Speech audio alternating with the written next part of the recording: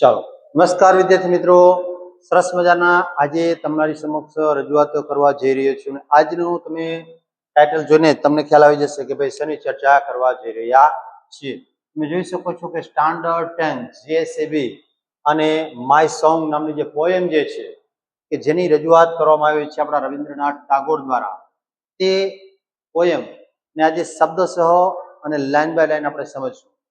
જો આપણે કઈ સમસ્યા છે તો આજે આપણી ચોક્કસથી આ સમસ્યા છે તે પૂર્ણ થઈ જવાની છે અને કોઈ પણ પ્રકારની સમસ્યા બાકી રહેવાની નથી. બરાબર, જોડાઈ જાઓ અને શીખો આજની આ પોએમને.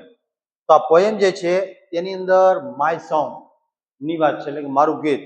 અહીંયા માતા દ્વારા એક પોતાના બાળકો વિશે કેવા કેવા પ્રકારની સુવિધાઓ છે તેના મનની અંદર તૈયાર હોય છે તેની રજૂઆત કરવામાં આવેલી છે.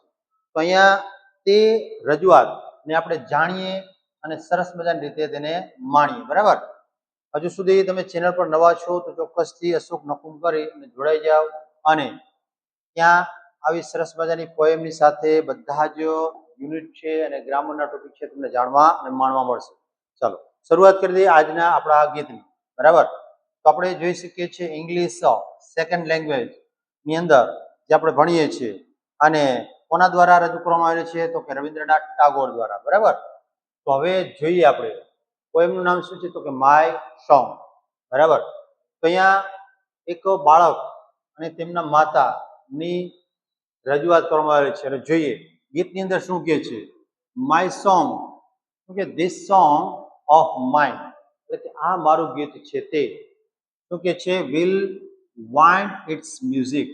વાઇન્ડ એટલે વહેવું અથવા તો વહેડાવું, વહેવાવું. બરાબર, જે રીતે આપણે પવનની અંદર કંઈક વહેતું હોય છે અને દેખાતું નથી તે રીતે મારું સંગીત જે છે તે શું કરે છે તો કે પવનની અંદર વહેતું જોવા મળશે.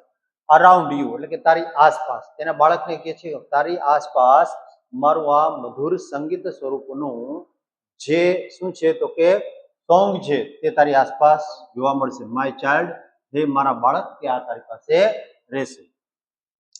શું કે છે, like the found arms of લવ, કે જે રીતે પ્રેમાળ હાથ જે છે તે બાથ ભરે છે અથવા તો આલિંગન કરે છે તે રીતે જો અહીંયા બાળક અને માતા જે છે એકબીજાની સાથે ભેટીને જોઈ રહ્યા છે તે રીતે આ મારું આલિંગન છે હંમેશા તારી આસપાસ ફરતું રહેશે. ટૂંકમાં કહીએ તો માતા તેના બાળકને કહે છે કે તું કોઈ પણ જગ્યાએ જાય, ક્યાંય પણ જાય, મારું ગીત જે છે તે હંમેશા તારી આસપાસ ફરતું રહેશે. આવું આપણે આ પંક્તિની અંદર કહેવામાં આવ્યું છે. જોઈએ નેક્સ્ટ પંક્તિમાં શું કહે છે તે અને રજૂઆત જોઈએ આપણા રવિન્દ્રનાથ ટાગોર. બરાબર, ચાલો જુઓ જોઈએ શું કે છે. ધીસ સોંગ ઓફ માઇન્ડ, આ મારું ગીત છે તે will touch your forehead like a kiss of blessing. તો જો અહીંયા ફોરહેડ એટલે કે કપાળના ભાગ ઉપર કિસ કરતું જોવા મળશે. તેના સ્વરૂપે તો કે આશીર્વાદના ભાગ સ્વરૂપે. તો જુઓ અહીંયા શું કે છે, this song of mind will touch your forehead, તારા કપાળને સ્પર્શ કરશે આ મારું ગીત છે. તો કેવી રીતે તો કે લાઈક કિસ ઓફ બ્લેસિંગ, જાણે તને પ્રેમથી બખી ભરતી હોય, આપણે કિસ કરતા હોય, પણ કેવા પ્રકારની કિસ છે તે તો કે આશીર્વાદ સ્વરૂપો. જો એ માતા અને બાળક પોતાના જે પ્રેમની લાગણી છે તે માતા છે તે બાળકને કપાળ પર કિસ કરી અને વ્યક્ત કરે છે. એટલે કે છે કે મારું ગીત જે છે તે હંમેશા કઈ રીતે તો કે બ્લેસિંગ, આશીર્વાદના સ્વરૂપે હંમેશા તારી સાથે રહેવાનું છે. આ રીતે કહે છે. બરાબર, અને ત્યારબાદ એના પછીની પંક્તિમાં શું કહે છે તે જોવો જોઈએ જરા. આપણને સરસ મજાના ચિત્ર આપ્યા છે બંને અને તેના ઉપરથી જ કંઈક ખ્યાલ આવી જાય છે કે હા કંઈક ને કંઈક નવીન આમાં રજૂઆત કરવામાં આવેલી છે.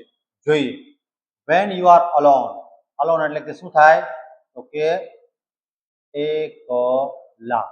જ્યારે તું એકલો હોઈશ, તેના બાળકને માતા કહે છે. પછી તે છોકરી હોય તો ભલે ને છોકરો તો ભલે, કે છે જ્યારે તું એકલું પડે છે ત્યારે, એકલું હોઈશ ત્યારે બાળકને કહે છે it will sit by your side. અહીંયા શું કહે છે, ઇટ વિલ સીટ. ઇટ એટલે કે અહીંયા ગીતની વાત કરે છે. ઇટ એટલે શું છે અહીંયા તો કે ગીત. અહીંયા આપણે દાખલા તરીકે ગીત લઈને કરીએ, ગીત will sit by your side, એટલે કે મારું ગીત જે છે તે તારી બાજુમાં આવીને બેસી જશે. અહીંયા જુઓ તો આ બાળક છે અને આ જે બેન જે છે તે ખરેખર શું છે તો કે કલ્પના ચિત્ર છે, તે ગીત છે. જો અહીંયા સંગીતના સ્વરૂપે સીધું ક્યાં જાય છે તો કે આ બાળકના કાનની અંદર જાય છે. એટલે કે હું તારા બાજુ, મારું ગીત જે છે તે હંમેશા તારી બાજુમાં બેઠેલી જોવા મળશે, હંમેશા તારી સાથે.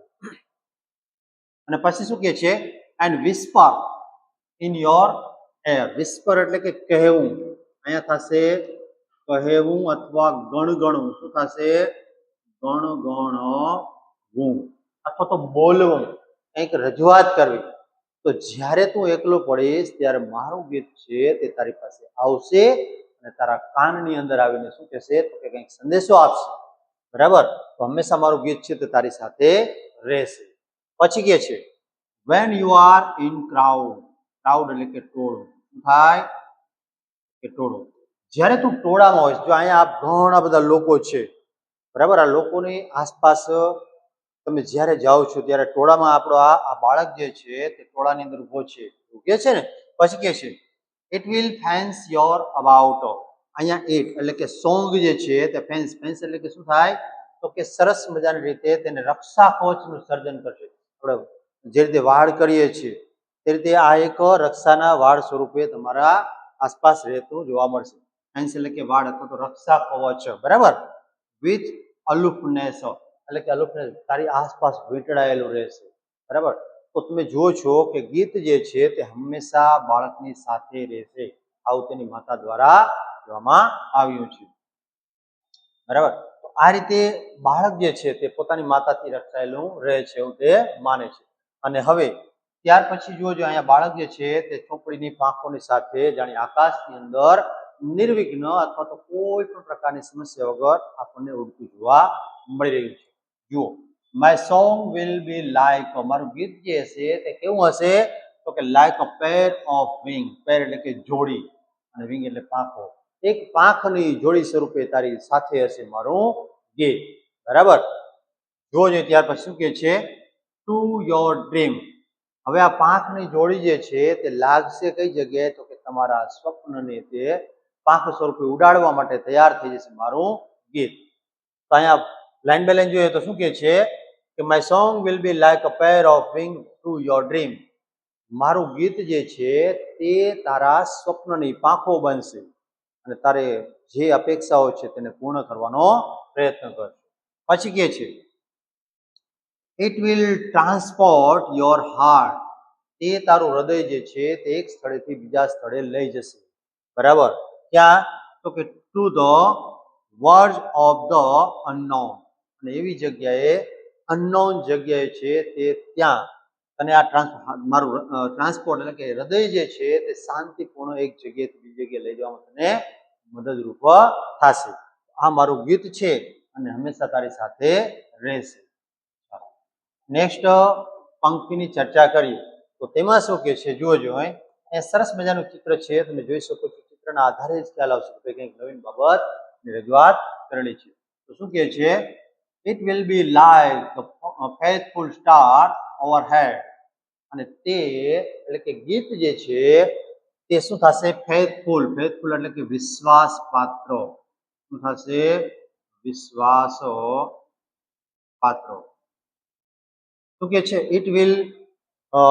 It will be like the faithful star. તે એક વિશ્વાસપાત્ર તારાની જેવું બની રહેશે. કઈ જગ્યાએ તો કે ઓવરહેડ એટલે કે માથા ઉપર. તો તારો જે છે તે આપણને ખ્યાલ છે કે રાત્રિ દરમિયાન જો આપણને તારાનો ખ્યાલ હોય, મંડળ તેના વિશે માહિતી હોય તો કોઈ પણ તારાને આધારે દિશા છે તે આપણે નક્કી કરી શકીએ છીએ. તો અહીંયા જોજો, આ તારો જે છે તે આ બાળકના માથા ઉપર આવી અને તેનું દિશા દર્શન કરશે એવું કહેવા માંગે છે. બરાબર? શું કે છે પણ કયા સમયે તો કે when dark night is over your road.